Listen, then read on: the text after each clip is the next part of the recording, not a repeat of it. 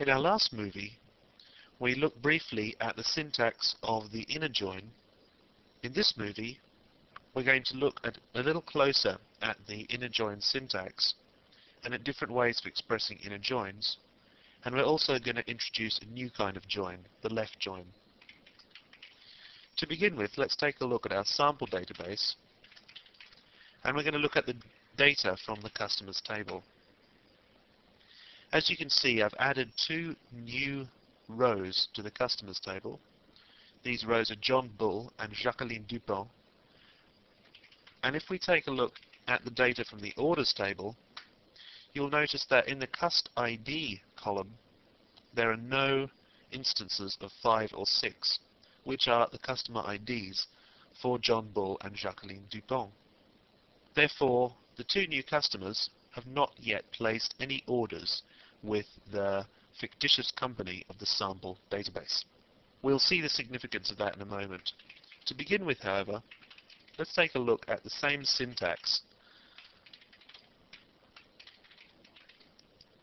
of inner join query that we looked at in the last movie.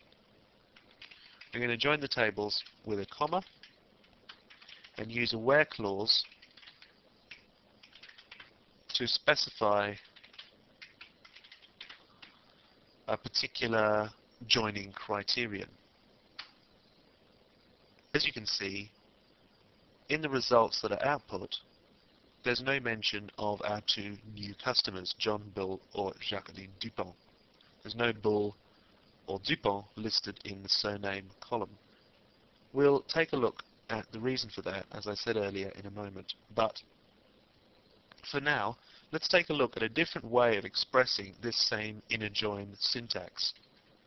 We can use the same beginning part of the select query, but when we come to specifying the tables, instead of using a comma to separate the table names, we're going to use the words inner join to separate the two table names. Then immediately after that we'll say on and give the particular criteria for joining the two tables. In this case,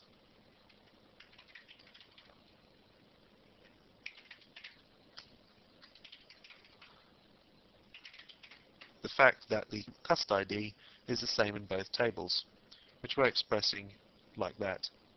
Apart from the fact that we're using the full inner join syntax, and we're using the keyword on instead of including a where clause, the syntax is pretty similar. There is a third way, which is more concise. Let's take a look at that. We're going to use the same first part of the select query. However, with this part, instead of using the on keyword, we'll use the using keyword. And in brackets, we'll put the field name that has to be, the data of which has to be the same in both tables. This outputs exactly the same set of results. The reason why we don't use this shorter syntax all the time is that it specifies that Cust ID column name has to be the same in both tables. Sometimes we won't want to have the same column name in both tables, in which case we'd have to use the on syntax that we used above.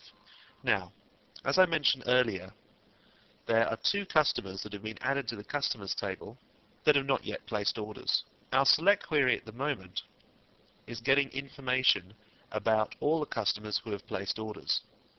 However, if we wanted a select query that would get information about all customers, regardless of whether or not they've placed an order, we couldn't use the inner join to get that information. We would be much better off using the left join. Let's take a look at the syntax for a left join. Instead of writing inner join, customers inner join orders, we write customers left join orders. Otherwise, the syntax is identical. We get a different result set. John Bull and Jacqueline Dupont are both listed despite the fact that they haven't placed any orders. That's why we've got two null values in the right-hand column. There's also been a change to the ordering of the data, but we can change that using the order by clause, so that's not terribly significant. One final thing to consider about the left join is that we're able to use both the using syntax and the on syntax. On customers cust ID equals orders cust ID, but we can't use a where clause.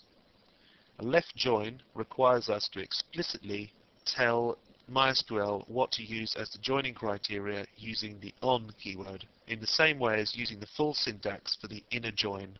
One final thing for this movie is the use of aliases. At the moment, our select queries are looking a little bulky. We're spelling out the full names for the tables every time we make mention of them. Let's take a look at this alternative method of specifying the table names.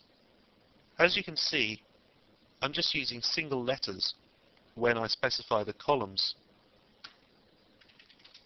When I come to specify the table names, all I need to do is to add the single letters, or whatever alias I require, after the table name, and then they become used as aliases of the tables.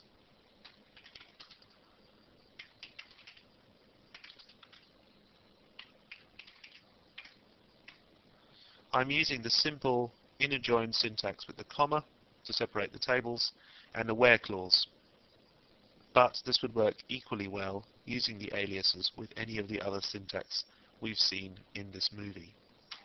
The mistake I've just made is to put a dot in place of the space that should have been there. There's the correct syntax: customers space C, comma, orders space O. That allows us to specify the particular aliases that we want to use for our tables. We'll take a look at column aliases soon. In our next movie, we're going to look at data aggregation.